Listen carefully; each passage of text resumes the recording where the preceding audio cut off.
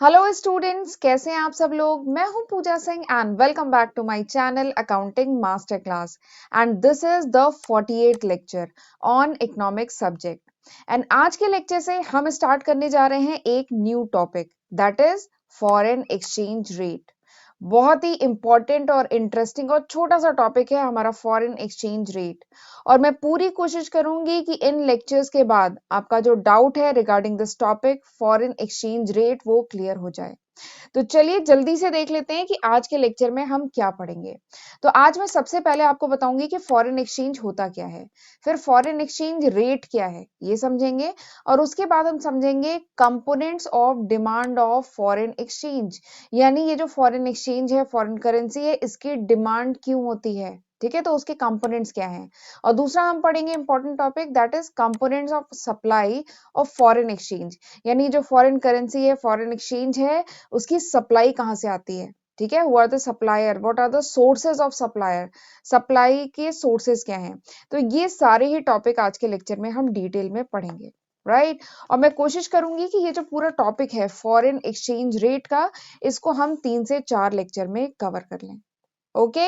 और lecture start करने से पहले अगर आप मेरे चैनल पे फर्स्ट टाइम आए हैं तो मैं बताना चाहती हूँ कि मेरे चैनल पे कॉमर्स स्ट्रीम के जो डिफरेंट सब्जेक्ट हैं उनकी लेक्चर वीडियो सीरीज मिलती है। और ये स्क्रीन पे जो आपको सब्जेक्ट दिख रहे हैं ये मैं ऑलरेडी अपने चैनल पे अपलोड कर चुकी हूँ आज की तारीख, यानी जनवरी 2022 तक। अगर ये वीडियो आप बाद में देख रहे हैं तो शायद इसमें 1-2 सब्जेक्ट और ऐड हो गए होंगे, ठीक है। तो ये सारे लेक्चर्स हैं, ये सारे सब्जेक्ट हैं जो मैं ऑलरेडी अपने चैनल पे अपलोड कर चुकी हूँ। मोर देन 300 वीडियोस मैं ऑलरेडी अपने चैनल पे अपलोड कर चुकी हूँ। तो मैं चाहती हूँ कि इन वीडियो लेक्चर्स का जरूर फायदा उठाइए, ठीक है। और एक बार मेरे चैनल पे जाके प्लेलिस्ट जरूर चेक करिए। और मुझे पूरी उम्मीद है कि जो भी टॉपिक आप सर्च कर रहे होंगे पढ़ने के लिए वो आपको मिल जाएगा कॉमर्स स्ट्रीम का, ठीक है। और एक रिक्वेस्ट और है कि प्लीज मुझे कमेंट सेक्शन में ये जरूर बताया करिए कि आप किस कोर्स के हैं। मतलब आप बीबीए कर रहे हैं, बीकॉम है, एमकॉम, एमबीए, या क्लास 11-12 के कॉमर्स के हैं, या सीए सीएमए का इंटर है, ठीक है, किस कोर्स के हैं प्लीज मुझे बताया करिए। और किस स्टेट किस सिटी के हैं ये भी जरूर बताया करिए। इससे मुझे आइडिया लग जाता है, मैं जब आगे के लेक्चर के जब कंटेंट प्रिपेयर करूंगी ना तो आपके कोर्स के अकॉर्डिंग कर पाऊंगी, तो इससे मुझे हेल्प मिलेगी। तो जरूर अपना कोर्स और कोशिश किया करिए कि सिटी या स्टेट कहाँ के हैं आप, वो जरूर मुझे कमेंट सेक्शन में मेंशन किया करिए, ठीक है। तो चलिए फिर अब हम आज का लेक्चर स्टार्ट करते हैं। Foreign exchange and foreign exchange rate. तो फॉरेन एक्सचेंज रेट तो चलिए हम बाद में समझेंगे, पहले हम समझते हैं फॉरेन एक्सचेंज क्या है। तो फॉरेन एक्सचेंज कोई बहुत अलग चीज नहीं है, बहुत सिंपल कॉन्सेप्ट है। देखिए फॉरेन एक्सचेंज मतलब फॉरेन करेंसी, ठीक है। फॉरेन करेंसी देखिए, एक है डोमेस्टिक इकोनॉमी, एक है फॉरेन इकोनॉमी बाहर की। डोमेस्टिक अगर मैं इंडिया की हूं तो डोमेस्टिक इकोनॉमी यानी इंडिया, ठीक है। फॉरेन कंट्री यानी बाहर की countries, rest of the world, तो उनकी जो करेंसी है, ठीक है, बाहर की कंट्रीज की जो करेंसी है, फॉरेन कंट्रीज की जो करेंसी है, that is foreign currency. And foreign currency को ही फॉरेन एक्सचेंज कहते हैं, ठीक है। जैसे हमारा जो इंडिया है, डोमेस्टिक इकोनॉमी, जो हमारी डोमेस्टिक इकोनॉमी है, ठीक है, उसकी करेंसी क्या है, रुपी है, ठीक है। तो और बाहर की अगर मैं कंट्रीज की बात करूं, फॉरेन कंट्रीज की बात करूं, जैसे यूएस हुआ, उसकी करेंसी है यूएस डॉलर। यूके की करेंसी क्या है, पाउंड। जापान की करेंसी क्या है, येन। इटली की करेंसी क्या है, यूरो। तो ये सब क्या है, it is a foreign currency, foreign exchange for India. हमारे इंडिया के लिए ये जितनी भी अभी कंट्रीज के नाम बताए मैंने, वो सब क्या थी, फॉरेन कंट्री, बाहर की कंट्री, और उनकी जो करेंसी है वो फॉरेन करेंसी। और फॉरेन करेंसी को ही फॉरेन एक्सचेंज कहते हैं, ठीक, ये तो समझ में आ गया। अब ये फॉरेन एक्सचेंज रेट क्या है, अगला जो इंपॉर्टेंट टर्म आता है, that is foreign exchange rate. की फॉरेन एक्सचेंज रेट क्या होता है। तो फॉरेन एक्सचेंज रेट वो रेट है जिस रेट पे डोमेस्टिक करेंसी को एक्सचेंज किया जा सकता है फॉर फॉरेन करेंसी। यानी एग्जांपल के लिए इंडियन रुपी को अगर मैं डॉलर में मतलब कन्वर्ट करना चाहूँ, एक्सचेंज करना चाहूँ, कन्वर्ट नहीं एक्सचेंज कहेंगे हम इसे, एक्सचेंज करना चाहूँ, तो जिस रेट पे एक्सचेंज होगा ना उसको हम कहते हैं फॉरेन एक्सचेंज रेट, ठीक है। ये बात समझ में आई। फॉरेन एक्सचेंज रेट मतलब क्या है, वो रेट जिस रेट पे डोमेस्टिक करेंसी, ठीक है, डोमेस्टिक जैसे इंडिया के लिए, मैं इंडिया की हूं तो हमारे लिए डोमेस्टिक करेंसी रुपी है। बट अगर कोई यूएस का पर्सन है, ठीक है, तो उसकी डोमेस्टिक करेंसी क्या है, डॉलर है। ठीक है। तो डोमेस्टिक करेंसी को यानी अपने यहाँ की करेंसी को किसी फॉरेन करेंसी से अगर एक्सचेंज करना है, ठीक है, अगर एक्सचेंज करना है तो जिस रेट पे एक्सचेंज होता है उसी को कहते हैं फॉरेन एक्सचेंज रेट, ठीक है।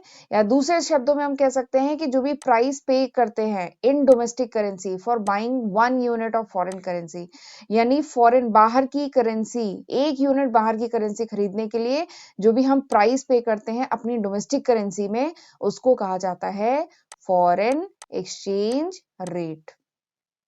ठीक, जैसे एग्जाम्पल के लिए अभी जनवरी 2022 है, ठीक है, इस समय अप्रोक्सीमेटली जो रेट चल रहा है रुपी और डॉलर के बीच में जो एक्सचेंज रेट चल रहा है वो चल रहा है $1 equals to 74 point something dollar है, ठीक है, 74 पॉइंट समथिंग रुपी, ठीक है। ये एक्सचेंज रेट इस समय चल रहा है जनवरी 2022 में। अच्छा, ये एक्सचेंज रेट जो होता है ना चेंज होते रहते हैं। इवन अभी मैं आपको नेक्स्ट लेक्चर मेरा फॉरेन एक्सचेंज मार्केट पे है, तो उसमें थोड़ा सा और डिटेल में बताऊंगी कि ये जो रेट है, फॉरेक्स मार्केट होती है जहाँ पे इन करेंसीज की ट्रेडिंग होती है, ठीक है, ट्रेडिंग मतलब बाइंग सेलिंग होती है, तो इनके रेट चेंज होते रहते हैं। बट फिलहाल अभी जान लीजिए कि अप्रोक्सीमेटली क्या रेट चल रहा है, $1 इक्वल्स टू 74 पॉइंट समथिंग रुपी चल रहा है।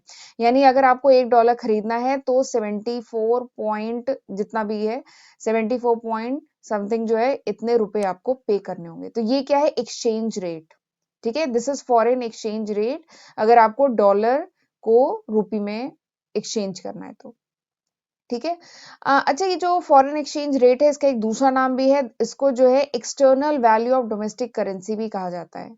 External value of domestic currency, सही बात है, हमारी डोमेस्टिक करेंसी, हमारी जो रुपी है या किसी भी इकोनॉमी की अगर मैं बात करूं, उनकी डोमेस्टिक करेंसी बाहर की करेंसी के टर्म में उसकी एक्सटर्नल वैल्यू क्या है, यही तो है फॉरेन एक्सचेंज रेट, ठीक है। तो this is foreign exchange rate, समझ में आ गया होगा। ये देखिए डायग्राम है यहाँ पे, ये डॉलर है, डॉलर को रुपी में कन्वर्ट करना है, चाहे रुपी को डॉलर में कन्वर्ट करना है, ठीक है। तो जो भी रेट ऑफ एक्सचेंज है, ठीक है, जो भी रेट ऑफ एक्सचेंज है, जिस रेट पे एक करेंसी को दूसरी करेंसी पे कन्वर्ट कर सकते हैं उसे कहते हैं फॉरेन एक्सचेंज रेट। ठीक, मैं उम्मीद करती हूँ कि आपको फॉरेन करेंसी, फॉरेन एक्सचेंज और फॉरेन एक्सचेंज रेट ये अच्छे से समझ में आ गया होगा। ठीक, चलिए। अच्छा, ये फॉरेन करेंसी जो है ये तो आप समझते होंगे, फॉरेन करेंसी बाहर की कंट्री की करेंसी, फॉरेन करेंसी ही फॉरेन एक्सचेंज होती है, ठीक है, और जिस रेट पे होगी उसे कहेंगे फॉरेन एक्सचेंज रेट। ठीक, चलिए अब मैं आपको बताती हूँ components, components of demand for foreign exchange या फॉरेन करेंसी। फॉरेन करेंसी की डिमांड क्यों होती है, उसके क्या कंपोनेंट्स हैं, ठीक है, ये अब हम डिटेल में पढ़ते हैं, इंपॉर्टेंट टॉपिक है ये। तो सबसे पहला जो कंपोनेंट है या कह लीजिए सबसे पहला जो फैक्टर है जिसकी वजह से डिमांड आती है फॉरेन करेंसी की, that is repayment of international loan, repayment of international loan. तो अगर कोई डोमेस्टिक इकोनॉमी है, ठीक है, कोई भी इकोनॉमी है, उसने कोई इंटरनेशनल लोन लिया है, बाहर से लोन लिया है, तो किस टर्म में लेगा, वो फॉरेन करेंसी के टर्म में लेगा लोन, ठीक है। अगर मैं बात करूं इंडिया है, इंडिया ने अगर कोई बाहर से इंटरनेशनल लोन लिया है, तो जिस कंट्री से लोन लिया है उस कंट्री की करेंसी में लोन होगा। तो उस लोन को अगर रीपे करना है, वापस करना है, एक समय के बाद लोन वापस किया जाएगा, तो उसे अगर रीपे करना है तो उन्हीं की करेंसी में वापस किया जाएगा। तो इसलिए भी फॉरेन करेंसी इज रिक्वायर्ड, ठीक है। तो ये फर्स्ट कंपोनेंट है डिमांड का। दूसरा जो कंपोनेंट है डिमांड का, that is investment in the rest of the world, यानी अगर इन्वेस्टमेंट करना है, ठीक है, ये एक इंपॉर्टेंट कह लीजिए बिजनेस एक्टिविटी है, दूसरी कंट्री में या रेस्ट ऑफ द वर्ल्ड में इन्वेस्टमेंट करना, ठीक है। तो अगर बाहर की कंट्री में, ठीक है, रेस्ट ऑफ द वर्ल्ड में इन्वेस्टमेंट करना है तो वहां की करेंसी चाहिए ना। अगर यूएस में इन्वेस्टमेंट करना है तो वहां का जो भी करेंसी है यूएस डॉलर, वहां की करेंसी चाहिए। तो इसलिए भी foreign currency is required, investment in the rest of the world, जहां पे भी इन्वेस्टमेंट करना है वहां की करेंसी रिक्वायर्ड है। अगला क्या है, इम्पोर्ट्स। इम्पोर्ट्स, बहुत सारे गुड्स इंपोर्ट किए जाते हैं। अगर मैं इंडिया की बात करूं, हमारे यहाँ बहुत सारे गुड्स एक्सपोर्ट भी होते हैं, इंपोर्ट भी होते हैं, ठीक है, फॉरेन ट्रेड होता है, एक्सपोर्ट इंपोर्ट दोनों होता है। इंपोर्ट की बात करें तो कुछ मोबाइल फोन्स, टीवी वगैरह, ठीक है, कुछ सर्विसेज, बैंकिंग, इंश्योरेंस सर्विस, ये हम इंपोर्ट करते हैं रेस्ट ऑफ द वर्ल्ड से, और बहुत सारी चीजें एक्सपोर्ट भी करते हैं। तो जो इंपोर्ट किया है, ठीक है, जो हमने इंपोर्ट किया है, जो बाहर से सामान खरीदा है, ठीक है, जो भी गुड्स या सर्विसेज हमने बाहर से खरीदी है, अब उसका क्या करना होगा, पेमेंट करना होगा। तो पेमेंट कैसे किया जाएगा, पेमेंट उसी कंट्री की करेंसी में किया जाएगा। अगर हमने यूएस का कोई सामान खरीदा है तो उनके डॉलर में ही हमें पेमेंट करना होगा। ठीक है, तो पेमेंट करने के लिए भी फॉरेन करेंसी इज रिक्वायर्ड। तो इंपोर्ट्स के केस में फॉरेन करेंसी रिक्वायर्ड होती है। तो ये तीसरा कंपोनेंट है।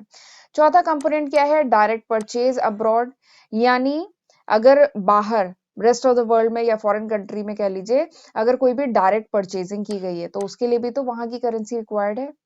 देखिए, इंडिया के बहुत सारे लोग टूरिस्ट बन के बाहर की कंट्रीज में घूमने वगैरह जाते हैं, ठीक है, या मेडिकल पर्पज से मेडिकल ट्रीटमेंट के लिए जाते हैं या स्टडीज के लिए जाते हैं बाहर। ठीक है, तो उन वो क्या है, डायरेक्ट परचेजिंग करते हैं अब्रॉड, बाहर जो है डायरेक्ट परचेजिंग करते हैं, तो उसके लिए क्या है, फॉरेन करेंसी, वहां की करेंसी रिक्वायर्ड है। चाहे मेडिकल ट्रीटमेंट की बात करें, पढ़ाई की बात करें, चाहे टूरिस्ट बन के गए हैं और आपने कुछ परचेजिंग की है डायरेक्ट, ठीक है, तो वहां की करेंसी रिक्वायर्ड होती है। तो ये चौथा कंपोनेंट है। नेक्स्ट इज ग्रांट या डोनेशन।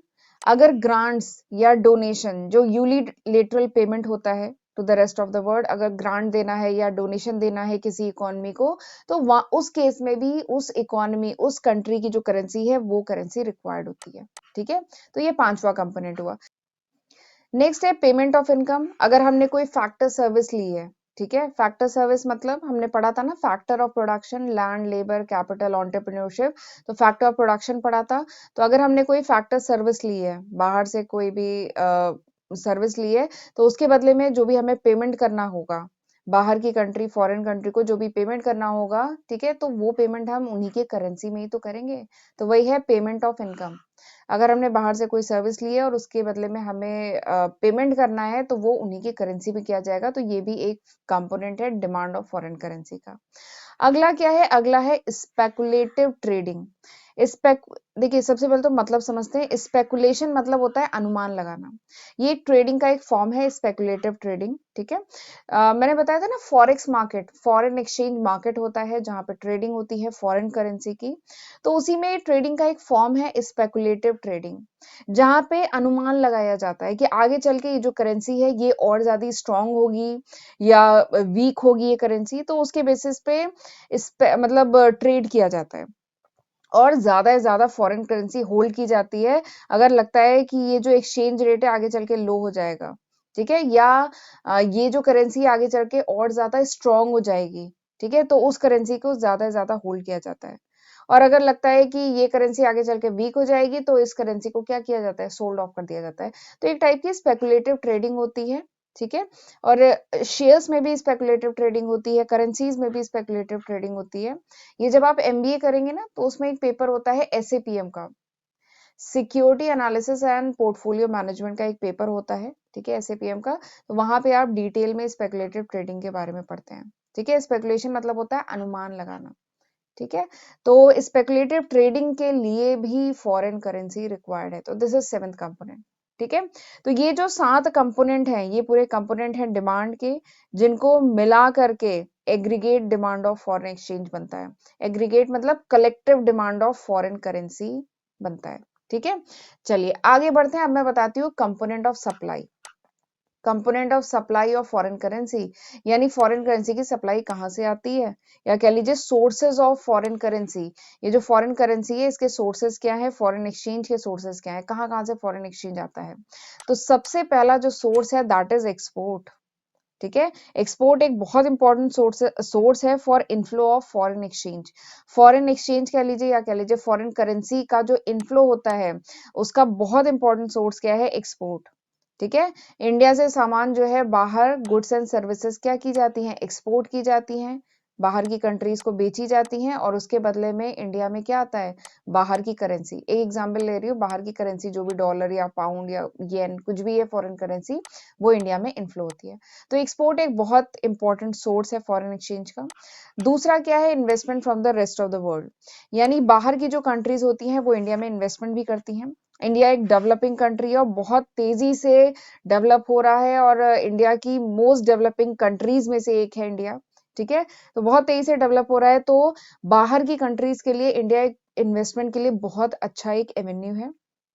ठीक है, तो इसीलिए जो एफ आई आईज है, एफ डी आईज है, वो इन्वेस्टमेंट के लिए देखते हैं। तो investment from rest of the world यानी बाहर की कंट्रीज जो इन्वेस्टमेंट करती हैं किसी भी इकोनॉमी में, ठीक है, तो वो एक बहुत इंपॉर्टेंट सोर्स होता है फॉरेन करेंसी का, ठीक है। अब ये इन्वेस्टमेंट FIIs FDIs के फॉर्म में होता है। चलिए अगला FIIs क्या होता है? अच्छा, ये जो टर्म मैंने कहा ये थोड़ा सा बता देती हूँ, आप लोग और डिटेल में पढ़ेंगे जब फॉरेन ट्रेड वगैरह पढ़ेंगे। FIIs होता है फॉरेन इंस्टीट्यूशनल इन्वेस्टर और FDI होता है फॉरेन डायरेक्ट इन्वेस्टमेंट, ठीक है। तो ये FII एंड FDI। चलिए अगला जो है, जो तीसरा कंपोनेंट है सप्लाई ऑफ फॉरेन करेंसी का, that is direct purchase from the rest of the world. यानी बाहर की कंट्री के जो लोग हैं वो भी तो इंडिया में आते हैं, ट्रीटमेंट के लिए आते हैं, पढ़ाई के लिए आते हैं, टूरिस्ट बन के आते हैं बहुत सारे। तो बहुत सारे पर्पस हैं उनके इंडिया में आने, एम्प्लॉयमेंट यहाँ पे आते हैं, नौकरी करते हैं, ठीक है। तो बहुत सारे पर्पस हैं, तो वो जब आते हैं तो दे डू डायरेक्ट परचेजिंग, वो डायरेक्ट परचेजिंग करते हैं। तो उसके लिए भी उन्हें यहाँ की करेंसी रिक्वायर्ड है। तो ये भी एक मतलब कह लीजिए एक सोर्स है सप्लाई का फॉरेन करेंसी के, ठीक है। अगला जो कंपोनेंट है सप्लाई का, that is loan from the rest of the world. Loan from the rest of the world यानी अगर कोई इकोनॉमी बोरो करती है, कोई भी इकोनॉमी अगर बोरो करती है from the rest of the world, बाहर किसी फॉरेन कंट्री से बोरो करती है, ठीक है, तो वो भी तो एक सोर्स हुआ, ठीक है, वो भी तो एक सोर्स हुआ फॉरेन करेंसी का, ठीक है। तो this is loan from rest of the world, ये भी एक सोर्स है फॉरेन करेंसी का, अगर बोरो किया जाए, उधार लिया जाए बाहर की कंट्री से, ठीक। अगला क्या है, grant and donation from the rest of the world. यानी अगर एक इकोनॉमी दूसरी इकोनॉमी को कुछ ग्रांट देती है, कुछ डोनेशन देती है, तो वो भी एक सप्लाई का एक इंपॉर्टेंट सोर्स होता है, ठीक है। जनरली जो डेवलप्ड कंट्रीज होती हैं वो अंडर डेवलप्ड कंट्रीज को ग्रांट या डोनेशन इस टाइप का हेल्प करती हैं, ठीक है। अगला जो सोर्स है सप्लाई का, that is income receipt. Income receipt मतलब यानी अगर कुछ सर्विस प्रोवाइड की है, ठीक है, तो उसके बदले में जो भी फॉरेन कंट्री से जो भी पेमेंट आती है, जो भी इनकम रिसीव होती है, वो भी एक सप्लाई का एक सोर्स है, ठीक है। तो दिस इज इनकम रिसिप्ट।